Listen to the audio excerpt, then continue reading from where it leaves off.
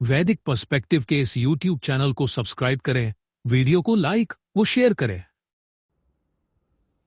ॐ तिस्रः द्यावः सवितुः द्वौ उपस्था एका यमस्य भुवने विरासाट् आणिं न रथ्यम् अमृता अधि तस्थुः इह ब्रवीतु य उ तत् चिकेतत्। तीन औरतों वाले देव हैं, सवित्र के दो उपस्थ एक हैं, नियंत्रण करने वाले के भुवन में वीरों का आधार है। धर्मयुद्ध नहीं, उसके समान रथ्य पर अमृत अधिसंस्थित हुआ। यहाँ बोले जो ही उसे जाने। यह मंत्र ऋग्वेद के प्रथम मंडल के 35वें सूक्त का छठवां मंत्र है। इसमें सृष्टि चल रही है और इस सृष्टि के आधार पर ही यहाँ पर ब्रह्मांड बने हुए हैं। निहारिका, निहारिकांतर और पूरी व्यवस्था यहाँ पर बना दी गई है, जिसको हम अपने देखते हैं कि जिसका दिन रात होना, सूर्य के आसपास ग्रहों का व्यवस्थित रूप से संचालित होना, परिक्रमण करना, दिन रात होना, और जो भी हमको चमकते हुए तारे दिखते हैं, यह व्यवस्था उस ईश्वर ने, ईशान परमात्मा ने सृष्टि के संचालन के लिए बनाई हुई है। अब यहाँ पर हम समझें इस मंत्र का द्वितीय फुटनोट। सवित्र के दो उपस्थ एक हैं। मंत्रांश है सवितुः द्वौ उपस्था एका। इस मंत्र के अंतर्गत यहाँ पर हमें बताया गया है, समझाया गया है, सवितुः द्वौ उपस्थ एका, अर्थात सवित्र के दो उपस्थ एक हैं। इसकी व्याख्या पिछले मंत्र में कहा गया था, सवित्रः देवस्य उपस्थे विश्वा भुवनानि तस्थुः। सर्वोत्पादक देव के उपस्थ में समस्त भुवन संस्थित हैं। के आगे इस मंत्र में यह कथन अत्यंत गहरा अर्थ लिए हुए है। तो पिछले मंत्र में हमने समझा था, पिछला जो मंत्र था पंचम मंत्र, पंचम मंत्र को हम थोड़ा सा देखें तो पंचम मंत्र में कहा गया था, सर्वोत्पादक दिव्य कर्म करने वाले विष्णु परम पुरुष के उपस्थ में समस्त भुवन संस्थित है। तो यहाँ पर उपस्थ की बात यहाँ पर की गई थी। उपस्थ क्या था? अर्थात वह जो सृष्टि का जो है सर्वोत्पादक, देव, प्रकाशमय, चेतन, दिव्य सत्य, अर्थात वह एक परमात्मा जो पूरी सृष्टि का कारण है और उसमें व्यापकता बताई गई थी कि सृष्टि जो है वह उपस्थ में स्थित है, अर्थात आश्रय। उपस्थ का अर्थ यहाँ पर आश्रय लिया गया था और वही आश्रय जो कि परम पुरुष हमें दे रहा है, अर्थात पूरी सृष्टि ईश्वर के सहारे टिकी हुई है। यह बात कही गई थी उसमें पिछले मंत्र में, अर्थात ईश्वर ने सबको धारण किया हुआ है और ये जो है प्रकृति के नियम है ना, जीवन अपनी कक्ष में चलते रहता है व्यक्ति के, और ये सब व्यवस्था वह सर्वव्यापक परमात्मा कर रहा है, बाहर से भी भीतर से भी। यानी जैसे हवा हर जगह है लेकिन दिखती नहीं, वैसे ही ईश्वर सब में व्याप्त है और जो सृष्टि का जो अस्तित्व है स्वयं का नहीं है, बल्कि वह परमात्मा पर आश्रित है, ईश्वर पर आश्रित है। इसलिए कहा गया था कि सर्वोत्पादक देव के उपस्थ में समस्त भुवन स्थित हैं। इसका संक्षिप्त में क्या कहा गया था कि ईश्वर कारण है और जगत है कार्य, अर्थात कार्य हमेशा कारण पर निर्भर रहता है। इसलिए पूरी सृष्टि परमात्मा की गोद में या आश्रय में ही स्थित है। तो इसलिए यहां पर इसमें बताया गया था।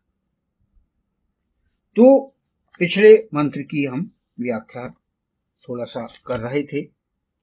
अब यहां पर इस मंत्र में क्या बताया गया है कि सवित्र के दो उपस्थ एक हैं। ये जो है इसमें आगे बताया गया है। तो सवित्र के दो उपस्थ, यहां पर हम इस छठवें मंत्र में हम इस फुटनोट को हम समझने का प्रयास करें। सवित्र के दो उपस्थ एक हैं का क्या अर्थ है, यह हम समझें। सवित्र के दो उपस्थ ये शाब्दिक नहीं बल्कि दार्शनिक और प्रतीकात्मक रूप से हमें इसे समझना पड़ेगा।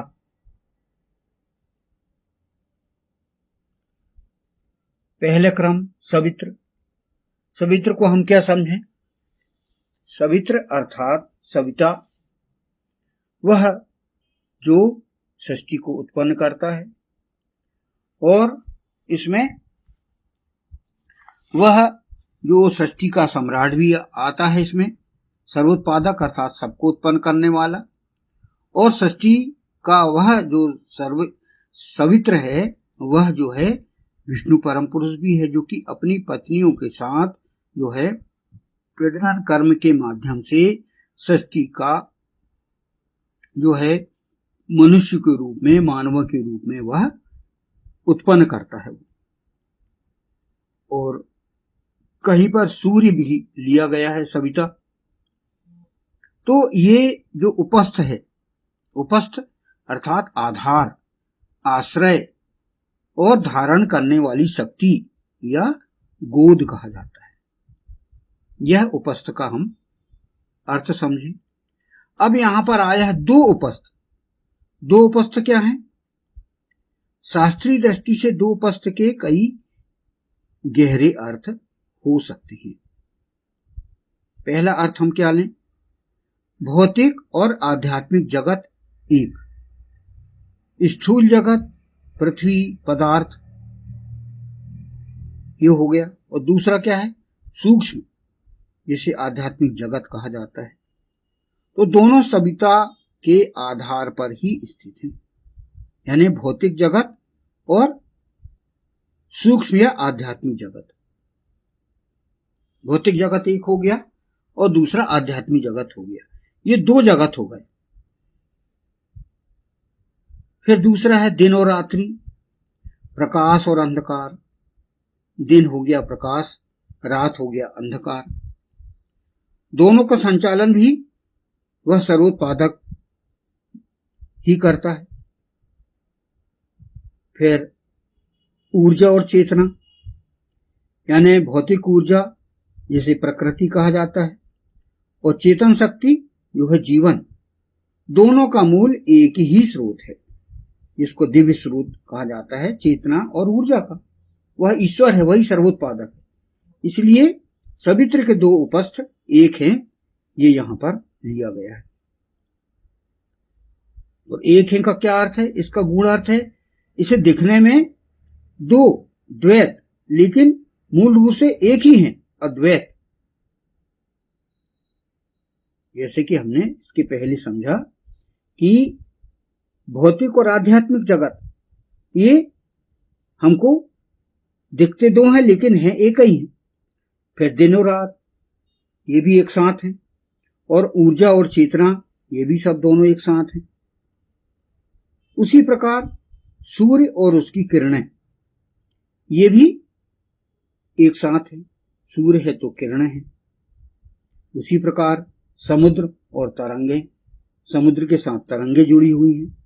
ये अलग दिखते हैं पर वास्तव में एक ही हैं।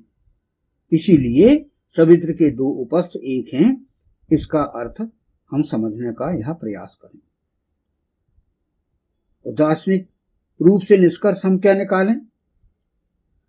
सवित्र के दो उपस्थ एक हैं का अर्थ सृष्टि के दो पहलू, स्थूल सूक्ष्म, प्रकाश अंधकार आदि, तो वास्तव में एक ही परम सत्ता पर आधारित है, यानी विविधता में एकता। यह भी लिया गया कि सवित्र के दो उपस्थ एक हैं।